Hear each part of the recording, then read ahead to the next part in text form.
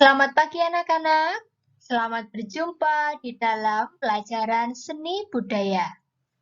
Pada kesempatan ini, Ibu akan memperkenalkan kompetensi dasar dan materi pokok seni budaya kelas 7 semester 1. Sebelumnya, Ibu akan memperkenalkan diri untuk para guru seni budaya di kelas 7. Yang pertama, ada Ibu Katarina Sri Palupi yang mengampu seni budaya untuk kelas 7A dan 7B, kelas 8A BCD, dan kelas 9A BCD. Dan berikutnya ada saya, Ibu Tria Silawati, yang akan mengampu kalian di kelas 7C dan kelas 7D. Selanjutnya, untuk kompetensi dan materi pokok juga submateri untuk seni budaya. Di dalam seni budaya, kita akan mempelajari 3 aspek. Yang pertama, aspek seni rupa, yang meliputi KD 3.1 untuk memahami unsur, prinsip, teknik, dan prosedur menggambar flora, fauna, dan alam benda dengan berbagai bahan. Sementara untuk KD 4.1 yang merupakan untuk mengambil nilai praktek keterampilan kalian, meliputi menggambar flora, fauna, dan alam benda. Materi pokok pada KD 3.1 ini adalah menggambar, objek menggambar, komposisi, teknik menggambar, alat, dan media gambar. Selanjutnya, masih dalam aspek seni rupa untuk KD 3.2, memahami prinsip dan prosedur menggambar gubahan flora, fauna, dan bentuk geometrik menjadi sebuah ragam hias. Pada KD 4.2, menggambar gubahan flora, fauna, dan bentuk geometrik menjadi ragam hias. Pada materi pokok dan submaterinya, kita akan mengenal tentang pengertian ragam hias, motif ragam hias, pola ragam hias, dan teknik menggambar pada ragam hias. Untuk aspek yang kedua, kita akan belajar tentang aspek seni musik. KD 3.1 memahami konsep dasar bernyanyi satu suara dalam bentuk unisono. KD 4.1 menyanyikan lagu dengan satu suara dalam bentuk unisono. Materi pokoknya, kita akan bernyanyi secara unisono, teknik vokal dan organ suara manusia, dan berlatih vokal. Masih dalam aspek seni musik, KD 3.2 memahami dasar bernyanyi dengan 2 suara atau lebih. KD 4.2 menyanyikan lagu dengan 2 suara atau lebih. Untuk materi pokoknya, kita akan bersama-sama belajar mengenal musik ensemble dan juga musik di Indonesia. Selanjutnya, untuk aspek yang ketiga, yaitu aspek seni tari, di mana KD 3.1 kita akan memahami gerak tari berdasarkan unsur ruang, waktu, dan tenaga sesuai iringan. KD 4.1 kita akan memeragakan gerak tari berdasarkan unsur ruang, waktu, dan tenaga. Materinya, kita akan belajar mengenal tentang elemen gerak tari. Untuk KD 3.2, kita akan belajar memahami gerak tari berdasarkan ruang, waktu, dan tenaga sesuai iringan. 4.2, memeragakan gerak tari berdasarkan ruang, waktu, dan tenaga sesuai iringan. Materi pokoknya, kita akan belajar mengenal tentang pengertian level. Itulah tadi sekilas tentang silabus, kompetensi dasar, materi pokok, dan submateri dalam mata pelajaran seni budaya kelas 7 pada semester ini. Nah, kalian bisa mempelajari setiap materi yang ada di buku paket, buku pendamping siswa, ataupun di sumber lainnya. Kalian juga bisa mencatat kompetensi dasar dan materi ke dalam buku catatan seni budaya kalian masing-masing. Sekian kenalan dari guru, juga pengenalan tentang silabus, kompetensi dasar, materi pokok, dan submateri seni budaya kelas 7. Mari kita pakikan semangat. Aku cinta Indonesia, aku cinta budaya Indonesia.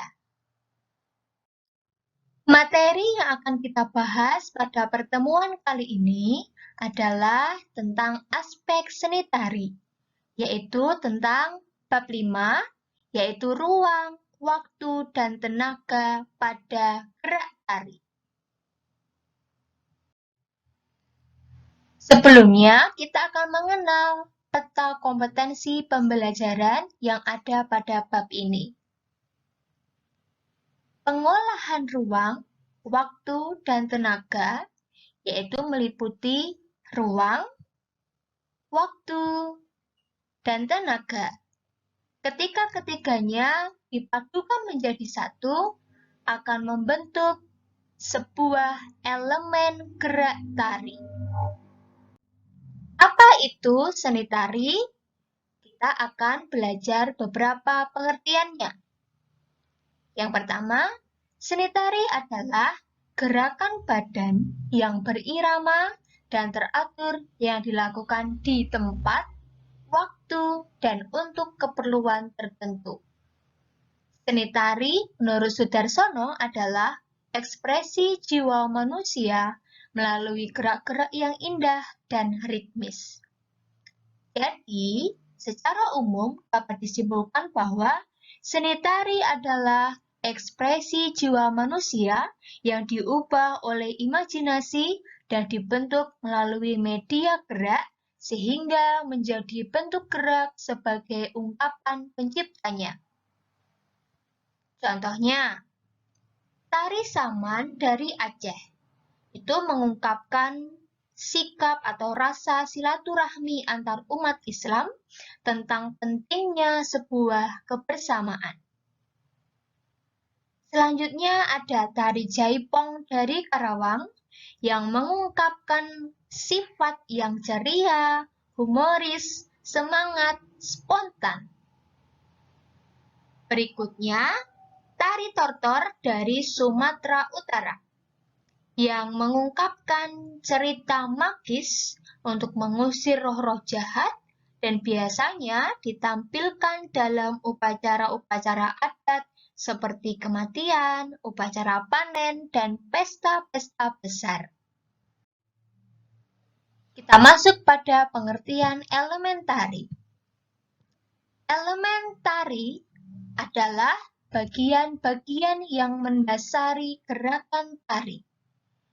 Setiap tari tentunya memiliki ragam gerak yang berbeda, namun memiliki kesamaan, yaitu gerak membentuk ruang, membutuhkan waktu, dan memerlukan tenaga dalam melakukan setiap gerakan tari. Elemen dasar sebuah tari atau substansi elemen dasar tari adalah gerak. Tidak mungkin menari tanpa sebuah gerak. Gerak tari dilakukan secara ritmis dan memiliki makna.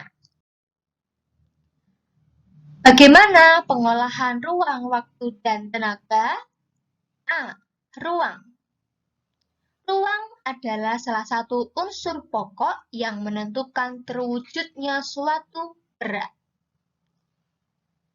Penari semata-mata dapat bergerak atau menari karena adanya unsur ruang. Coba bayangkan kalau tanpa ruang atau di sebuah ruang yang sempit, tentunya penari tidak akan bisa bebas melakukan gerak tari. Sehingga ruang di dalam tari dibedakan menjadi dua, yaitu ruang yang diciptakan oleh penari itu sendiri dan ruang pentas atau tempat penari melakukan gerak. Contohnya, tari Bedaya Ketawang dari Yogyakarta. Ruang gerak yang diciptakan penari meliputi, kalian bisa lihat sendiri, ada gerakan tangan, ada gerakan tubuh, dan lain sebagainya. Kemudian, ruang pentas atau tempat penari melakukan gerakan tari itu biasanya ada di Keraton Kasunanan Surakarta. Dan biasanya tari ini digunakan atau dipentaskan pada saat penobatan raja. Yang kedua adalah waktu. Setiap gerak yang dilakukan membutuhkan waktu, baik gerak estetis yang menunjukkan gerak keindahan maupun gerak fungsional atau gerakan sehari-hari. Gerak fungsional atau sehari-hari seperti berjalan maupun berlari tentunya memiliki kecepatan gerak yang berbeda-beda. Dalam gerak tari terdapat istilah penggarapan atau distorsi dan perubahan atau silasi. Gerakan fungsional menjadi gerakan tari yang indah. Contohnya, gerak fungsional berjalan. Setelah mengalami distorsi dan silasi, maka dalam gerak tari muncul sebuah gerakan yang namanya lumaksana.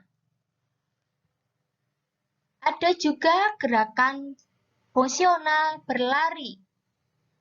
Mengalami distorsi dan silasi menjadi gerakan srisik pada sebuah gerak tari. Perbedaan cepat atau lambat suatu gerakan berhubungan dengan tempo. Jadi, tempo adalah cepat atau lambat gerakan yang dilakukan. Fungsi tempo pada gerak tari adalah untuk memberikan kesan dinamis sehingga tarian enak untuk dinikmati. Elemen waktu berkaitan dengan ritme tubuh dan ritme lingkungan. Gerak yang dilakukan dalam waktu sedang, cepat, dan lambat akan memberikan daya hidup pada sebuah tarian.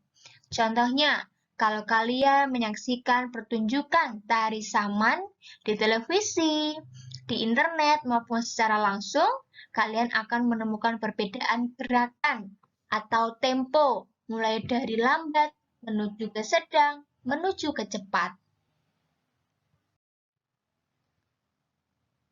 Jadi, hubungan antara gerak dan waktu adalah tempo atau ritme yang memberikan kesan dinamis pada gerakan tari, sehingga gerakan tari lebih menarik untuk dinikmati.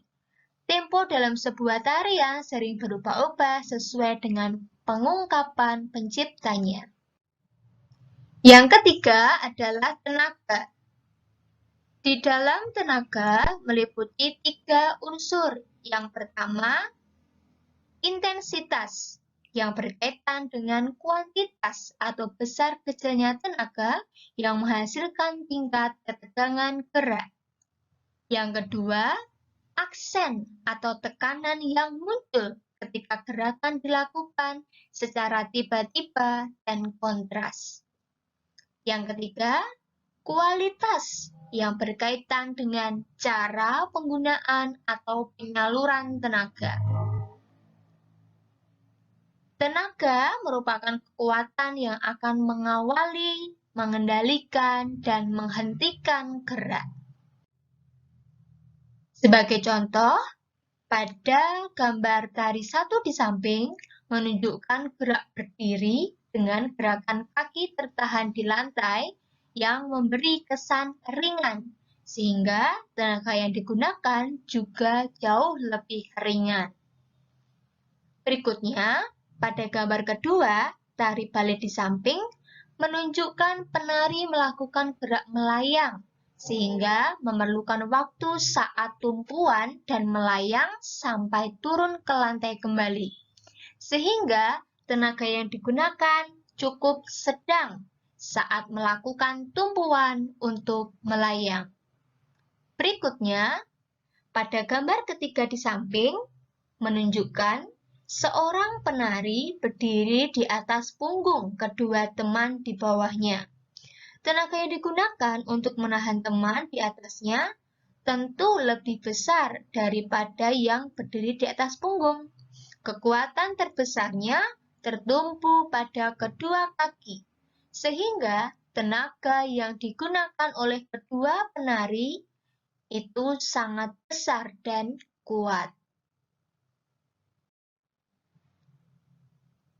Jadi, hubungan antara gerak dan tenaga adalah melakukan gerak tari dengan menggunakan tenaga yang diwujudkan melalui kualitas, aksen, dan intensitas gerak yang dilakukan. Penggunaan dan pemanfaatan tenaga disalurkan ke dalam gerakan yang dilakukan oleh penari akan menambah kesan yang dinamis dalam gerakan tari.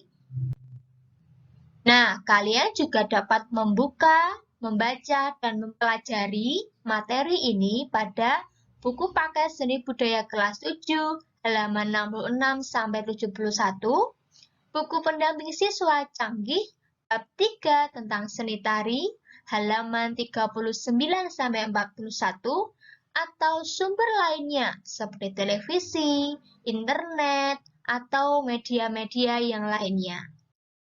Sekian pelajaran hari ini. Salam sehat, salam semangat. Kita pekikan semangat.